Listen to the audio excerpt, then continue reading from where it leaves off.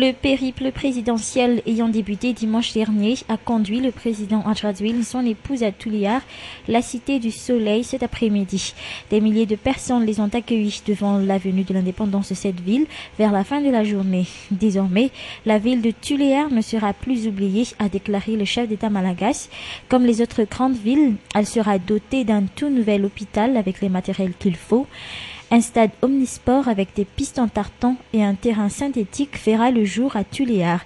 Les jeunes pourront s'offrir un nouveau logement avec le projet de construction de cités qui pourront acquérir avec le système de vente-location. Le Tinamour débarquera également à Tuléar afin d'aider les plus démunis. Mais ce qui a différencié cette visite présidentielle, c'est cette volonté du couple présidentiel de venir en aide à presque toutes les couches sociales.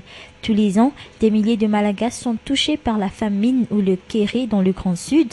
Le chef d'État et son épouse, accompagnés des membres du gouvernement, consacreront ainsi leur journée de demain aux visites de quelques communes fortement touchées par ce fléau.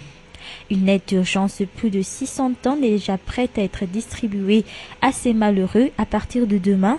Et le président de rappeler qu'un projet d'adduction d'eau potable pour la partie sud de l'île est déjà en cours et devra certainement résoudre le problème de manque d'eau que la population locale a à subir tout au long de l'année. Je ne crois pas au hasard, a ajouté le numéro 1 malgache. Ce n'est pas le fruit du hasard si un jeune du pays prend la tête du pays et y apporte un vent de changement au moment même où le pays fête son jubilé d'indépendance. Les prochaines 50 ans devront être beaucoup plus radieuses pour le pays, a promis le président Radouil. C'est ainsi qu'il a lancé un vibrant appel à la population de Tuléar pour qu'ils exercent leur devoir de citoyen mercredi prochain en allant voter. La rencontre avec les gens du Cité du Soleil a beaucoup marqué le chef d'État malagasy. À entendre ces mots, en une semaine de toutes les visites qu'ils ont effectuées, cette visite aurait été la plus intéressante et la plus émouvante à cause de l'accueil très chaleureux que la population locale leur a réservé. Faut-il noter qu'avant d'atterrir à Tuléar, le couple présidentiel a rendu visite à la population de Fianarantsoa. Divers projets ont été également cités par le président en faveur de cette ville et de sa population.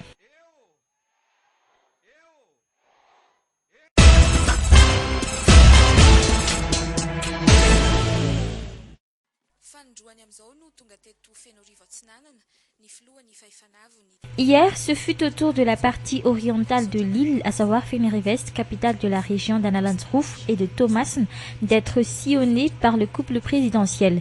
Dans son allocution, le président de la transition a été ferme à Fenerife. Il a encore une fois confirmé que la transition s'achèvera dans peu de temps, même si certaines personnes veulent à tout prix prolonger cette période transitoire. Des personnes qui, pour le président, ne se soucient que de leur intérêt personnel.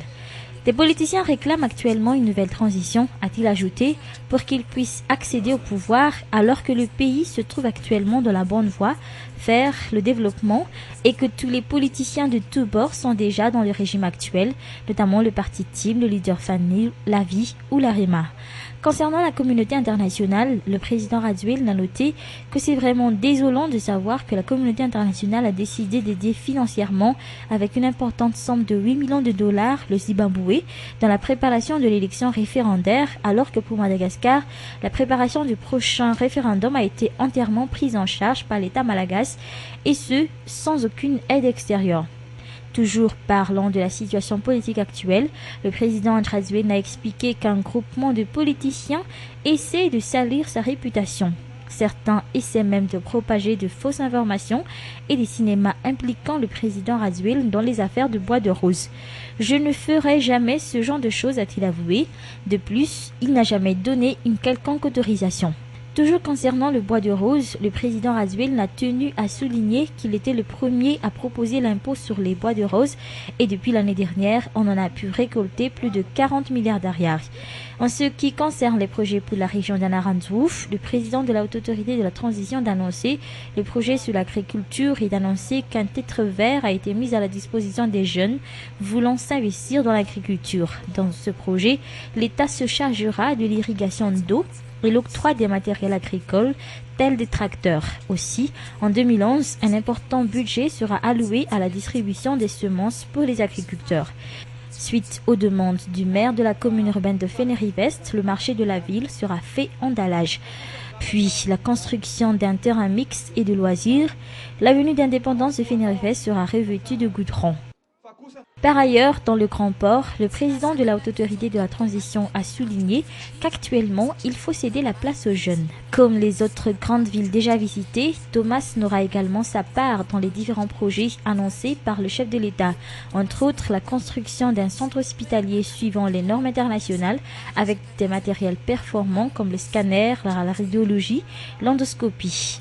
La réhabilitation des cités universitaires et de l'hôtel de ville qui se trouve au cœur même de Thomassen, la mise en place de poteaux solaires sur l'avenue de l'Indépendance, la construction des nouveaux logements appelés Cité Ftiavana pour les jeunes couples de moins de 35 ans, la construction d'un stade répondant aux normes internationales avec un terrain synthétique et une piste d'athlétisme. Les impôts provenant du projet d'Ambatui seront consacrés à la réhabilitation de la ville de Thomassen. L'État étudiera la possibilité de maintenir les prix du litchi de l'année dernière pour l'intérêt des paysans et la ville sera dotée de jets d'eau chorégraphiques. Ces rencontres furent une occasion pour le président de la Haute Autorité de la Transition de sensibiliser tous citoyens à honorer leur devoir sain d'aller voter pour l'avenir du peuple malgache et des générations futures.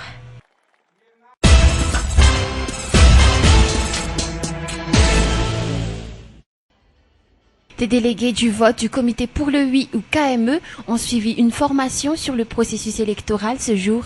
Ils étaient quelques centaines répartis en deux par bureau de vote, issus de tous les districts au sein des circonscriptions électorales d'Antananarive et PJFJ, présents au Palais des Sports de Mahamassen.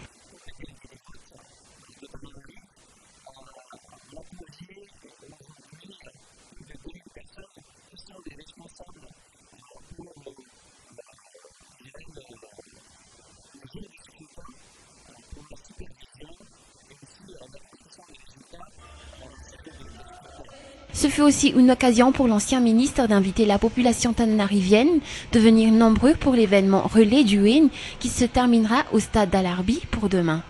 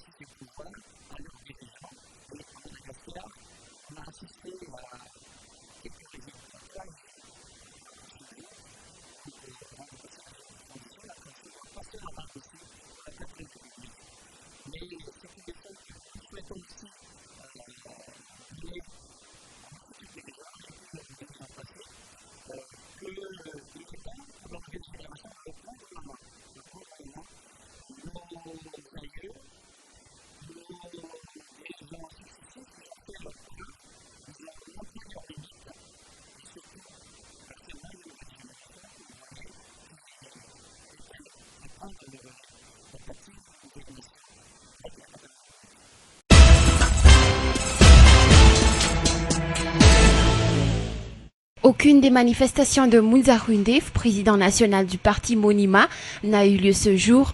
En effet, Mounza Ruindef a prévu la tenir sur le terrain remblayé d'Andouata Penaka cet après-midi.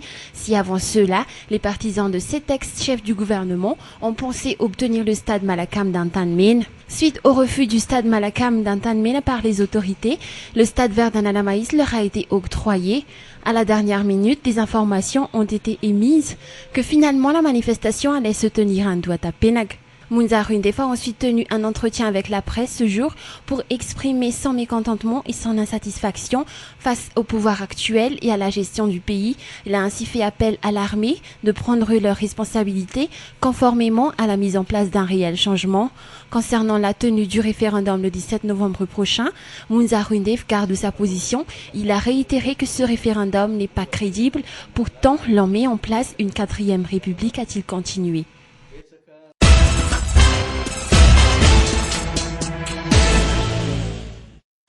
La rue Reine-Betsem-Sarak, en face du marché Petite Vitesse à Souajane, a été réouverte hier. Mais malgré sa réouverture, les bouchons ont repris de plus belle pour le cas d'aujourd'hui.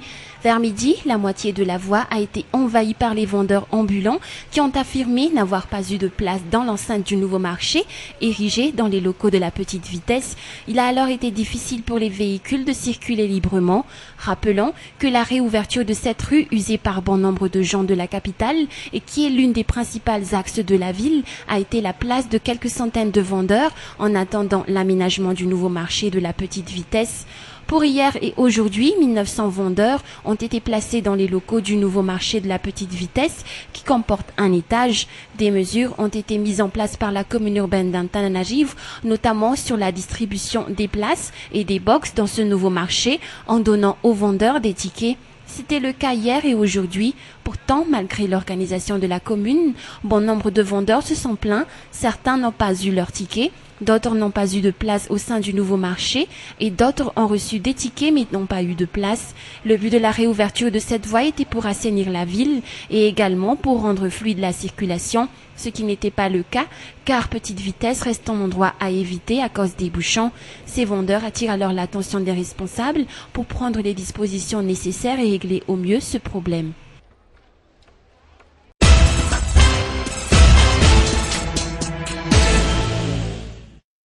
Le ministère de la Culture et du Patrimoine, Mireille Rakout-Malala, a suspendu l'application de l'hologramme. C'est ce qu'elle a souligné lors de la cérémonie de fermeture de l'atelier de réflexion des artistes qui s'est tenu hier à la Bibliothèque nationale d'Anous. Cette décision a été prise dans le souci de solidarité avec les artistes, mais également dans le souci de trouver un compromis, vu que ce sujet relatif à l'application ou non de l'hologramme a entraîné des polémiques dans le pays.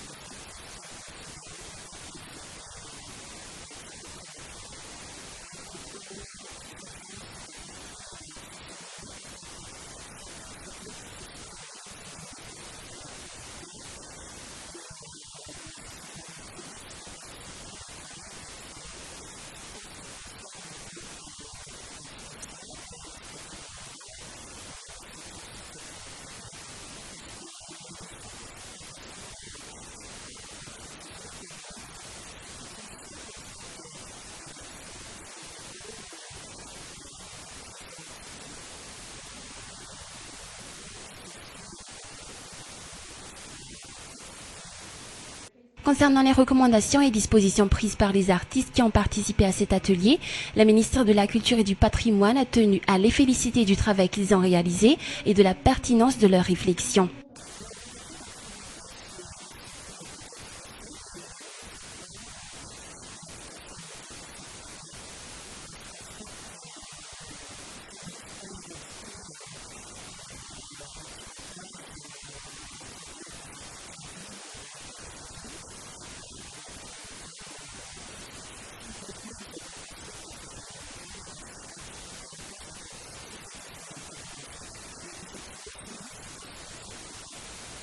Rappelons qu'un des points soulevés durant cet atelier qui a duré une journée a été la présentation de ce qu'est un artiste professionnel. Il a été mis en exergue toutes les conditions qui font d'un artiste un professionnel.